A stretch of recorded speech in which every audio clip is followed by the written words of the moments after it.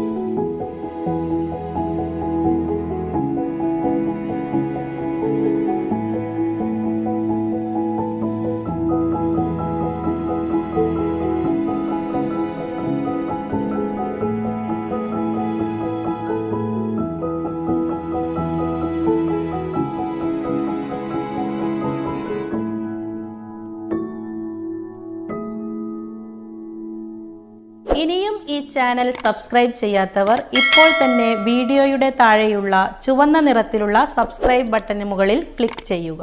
അപ്പോൾ തൊട്ടടുത്തായി ഒരു കുഞ്ഞു ബെൽ ഐക്കൺ കാണാം. അതിനു മുകളിൽ ക്ലിക്ക് ചെയ്ത് ഓൾ എന്നത് എനേബിൾ ചെയ്യുക.